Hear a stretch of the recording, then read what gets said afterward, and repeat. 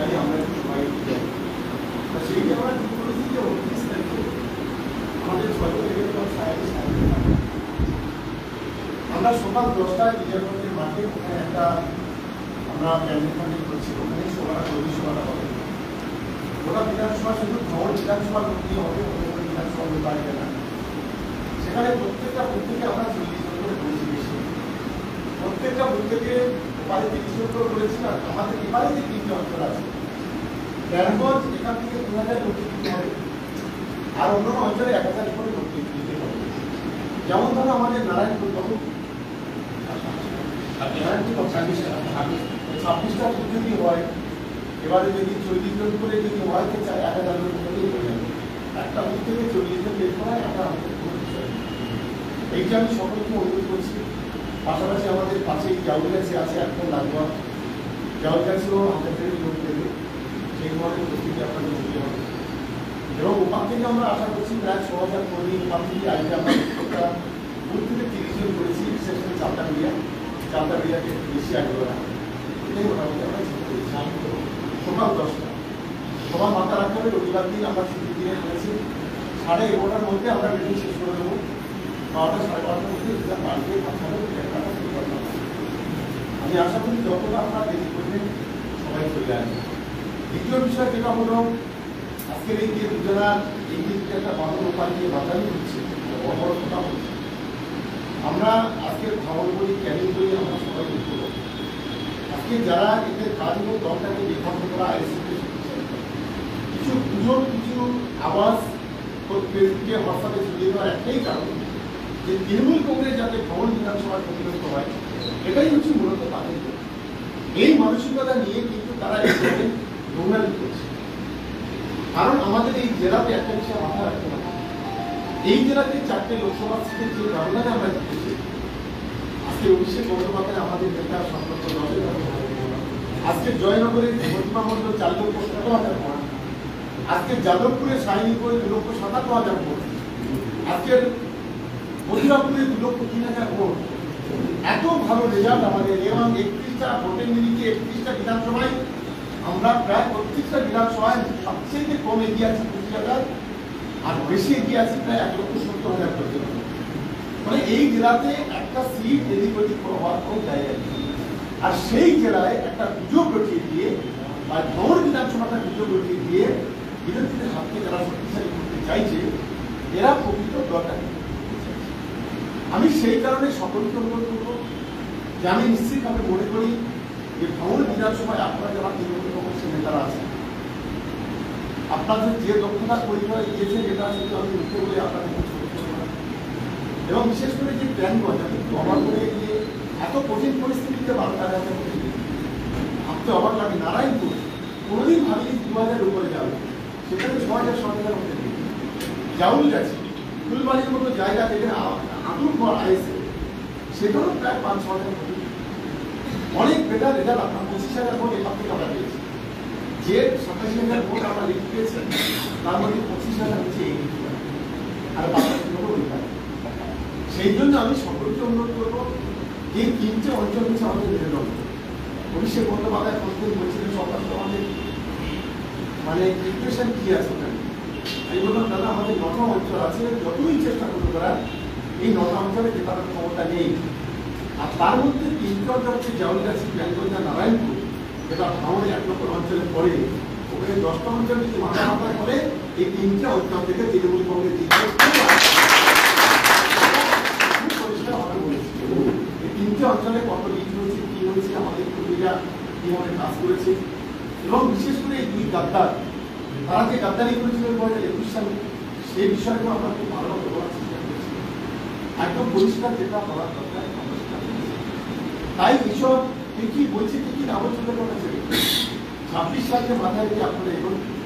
এবং আমি মনে করি যেভাবে আজকে ওখানে মিটিং করতে গেলাম, আমি ভাবছিলাম বর্ষার সময় আগে জায়গা তো দেওয়াই যায় না, অর্ধেক লোক দিয়েছি আর অর্ধেক লোক করেছি। আর সব এই এটা দিয়েছে, যাই হোক মোটামুটি আমাদের কর্মীদের যে একটা উৎসাহ আছে, একটা উদ্দীপনা আছে, কোথাও ভ্রমণ বিধানসভা জুড়ে। আর এবারে আমরা পূজার সময় যেহেতু আমাদের হিন্দু ভাই বোনেরা আছে, আমরা 15,000 শাড়ি এবার দেবো, এবারে 5,000, ওখানে 10,000। 15,000 শাড়ি আমরা দেবো শুধুমাত্র আমাদের হিন্দু ভাই বোনেদের। আমার জন্য ঈদ আসবে, তখন আমাদের মুসলিম ভাইরা আছে, তাদের জন্য আমরা ব্যবস্থা করবো। আমাদের প্রত্যেকটা, বিশেষ করে যারা আমরা 3টি অঞ্চলে যারা যারা আছে, আমাদের হিন্দু মুসলিম যেগুলো আছে বা হিন্দু ভাইরা যেগুলো বসবাস করে, একটা প্রত্যেকটা অঞ্চলে মিনিমাম 1,000 করে একটা নামের তালিকা, এই 3টি অঞ্চলে 1,000 করে নামের তালিকা আপনারা একটু তৈরি করছেন। ইমিডিয়েট ট্যানগঞ্জে বেশি আছে, ট্যানগঞ্জে 2,000, আর এই দুটো অঞ্চলে 1,500, 3,000। এইটা ইমিডিয়েট আপনার নামের তালিকাটা প্রত্যেকটা আপনার নিজেরা বসে ঠিক করে নিন, কোন কোন অঞ্চলে কোন বুথে কত দেবেন, কত সেইগুলো এখন নামের তালিকা ঠিক করে নিন। আমরা 2 তারিখ 3 তারিখের মধ্যে আপনাদের হাতে আমরা শাড়িটা দিয়ে দেবো, এবং সেই শাড়ি কোনো অনুষ্ঠান করে দেওয়া চলবে না, এটা প্রত্যেকটা বাড়িতে বাড়িতে আমাদের পৌঁছাতে হবে। এই যে আমাদের কর্মীরা 5,000 বাড়িতে যাবে, এটা একটা জনসংযোগ, এটা মানুষের কাছে। আর বিশেষ করে আমার হিন্দু কমিউনিটি ভাই বোনেরা যারা আছে, এই উৎসবের সময় অনেক গরিব মানুষ আছে, তারা হয়তো একটা শাড়ি একটা জামা কেনার ইচ্ছা আছে, কিন্তু পয়সা নেই, হয়তো তারা কিনতে পারে না। সেই কারণে আমরা যদি 3টি অঞ্চলের 5,000 মানুষের কাছে এই আমাদের ছোট্ট উপহারগুলো তুলে দিতে পারি, তারা অন্তত আমাদের প্রতি অনেকটা খুশি হবে। কারণ আমরা দেখি অনেক সময় পুজো হোক, ঈদ হোক, মিলাদ হোক, দলের যারা সাধারণ কর্মী তারা অনেক আশা করে থাকে যে দলের যারা নেতারা আছে তারা অন্তত পাশে দাঁড়াবে। আমি এটা নিশ্চিতভাবে আমরা বিগত দিন থেকে আমরা দেখে এসেছি। আমরা বিধানসভার পাশে আমরা ইতিমধ্যে সেখানে শাড়ি যাওয়া সেও সব কেনার ব্যবস্থা করেছি, আমরা সেখানেও দেবো। মানে ভাঙড় বিধানসভার ক্যানিং বিধানসভা, ক্যানিং দুটো বিধানসভা যেটা হবে, ভাঙড় বিধানসভা সেটা হবে। এটাই বন্দ্যোপাধ্যায়ের সঙ্গে কথা বলেছি যে আগামী পূজার এবারে যে পদ্মশ্রী খোঁজ শুরু হবে, সেখানে মমতা বন্দ্যোপাধ্যায় 6,000 কোটি টাকা ইতিমধ্যে পদ্মশ্রী করে বরাদ্দ করেছে, এবং সেই যে সরাসরি মুখ্যমন্ত্রীকে যারা ফোন করেছে, সেই সমস্ত দিকগুলো দিদি নবান্ন থেকে ওখান থেকে আমাদের সংসদ অফিসের বন্দ্যোপাধ্যায়কে দেখাতে পারছে। ক্যামার ডিস্ট্রিক্ট থেকে লোক আসবে, সেই রাস্তাগুলো দেখবে, এবং উনি কথা দিয়েছেন যে এই পদ্মশ্রী করে যতগুলো রাস্তা যেখানে বাকি আছে সমস্ত রাস্তাগুলো 25 সালের মধ্যে আমি করে দেবো। এটা অভিষেক বন্দ্যোপাধ্যায় নিয়ে আমাদের উন্নয়নের ক্ষেত্রে কোনো অসুবিধা নেই, কিন্তু আমাদের চোখটার উপর আমাদের রাখতে হবে। আইএসএফ এর শেকড়টা, বিজেপির শেকড়টা একেবারে খবরের মালিককে উৎখাত করতে হবে। এটাই হচ্ছে আমাদের শপথ, এটাই হচ্ছে আমাদের দায়িত্ব। হয়তো অনেকের কষ্ট হবে, একটু এখনো কন্টিনিউ 26 সাল পর্যন্ত আমাদের মিটিং চলবে, এটা আমাদের কন্টিনিউ। আমরা মনে করি মিটিং মিছিল হলো সাহিত্য দরবারের মধ্যে, একটা পোতা অস্ত্র আপনি ইস্পাত কোনো অস্ত্র ফেলে রেখে দিন, 6 মাসের মধ্যে জং ধরে যাবে, কিন্তু একটা পোতা লোহা আপনি প্রতিদিন বসতে থাকুন, দেখবেন সেটা আস্তে আস্তে ভাগ হবে, ভাগ বাড়তে পারে। সেই কারণে মিটিং মিছিল হলো সাহিত্য দরবারের মধ্যে। আমাদের প্রত্যেকটা তৃণমূল কংগ্রেসের প্রতিকে মাথায় রাখতে হবে, আত্মতুষ্টির কোনো জায়গা নেই। আমরা 25,000 জিতেছি, আগামী দিনে আরো 25 থেকে আরো 10 কিভাবে বাড়ানো যায়, 20 কিভাবে বাড়ানো যায়, সেটাই আমাদের চেষ্টা করতে হবে। আমরা ভুলে যারা আত্মতুষ্টিতে কেউ না বলি যে আমরা 25,000 জিতেছি, আবার সেই 25,000 জিতবো, এই মানুষের কাছে আমরা এক কিছু জমি আগামী দিনে এই পূজার পর থেকে ধারাবাহিকভাবে সাংগঠনিকভাবে আমাদের লড়াইটা শুরু হবে, উন্নয়নের লড়াই শুরু হবে। 2025 সাল সারাটা বছর ধরে আমরা কর্মসূচি নেব, ভোটের 3 মাস আগে যেন বিরোধীদের ভোল্ট আউট করে দিতে পারি, সেই দায়িত্ব। আর নিজেদের মধ্যে যদি কোনো সমস্যা থাকে, আমি প্লিজ রিকোয়েস্ট করছি যে সেগুলোকে নিজেদের মধ্যে মিনিমাইজ করে দিন। দল আছে, আমরা সবাই সমাজের জায়গায় আছি, দল না থাকলে কেউ ভালো থাকবে না, তখন নিজেদের ঝগড়া করার জায়গাও থাকবে, এটা কিন্তু প্রত্যেকে মাথায় রাখবে। আমরা আশা করি যদি ভাঙড় এক পথে হবে, ভাঙড় 2, ভাঙড় এই 3টে অঞ্চল যত শক্তিশালী হবে, ভাঙড় 2 তত শক্তিশালী হবে। এই 3টে অঞ্চল যদি দুর্বল হয়, ভাঙড় 2 দুর্বল হয়ে যাবে, আর ধরে রাখা যাবে না। এই 3টে অঞ্চল খুব ইম্পর্টেন্ট অঞ্চল, এটা মাথায় রাখবেন। ভাঙড় বিধানসভার মেরুদণ্ড, দেওতামল, দেওতাখুল, বামনঘাটা, আর এই যে জাউলগাছি, বেঙ্গল, নারায়ণপুর, আর এই 6টা অঞ্চল হচ্ছে মেন।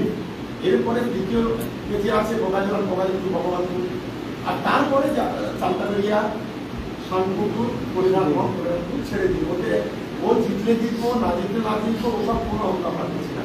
আমরা এই 9টা অঞ্চল, এ এবং বি গ্রুপে এই 9টা অঞ্চল যে কটা আছে, এ গ্রুপে আছে 6টা, আর বি গ্রুপে আছে 3টে। এই 9টা অঞ্চল যদি আমরা জয়লাভ করতে পারি, ওই 4টে অঞ্চলে কতটা হারলাম আর কতটা পারলাম আমাদের কিছু আসে যায় না। আমরা তৃণমূল কংগ্রেস লক্ষ্যমুখী জিতব, এই আত্মবিশ্বাস।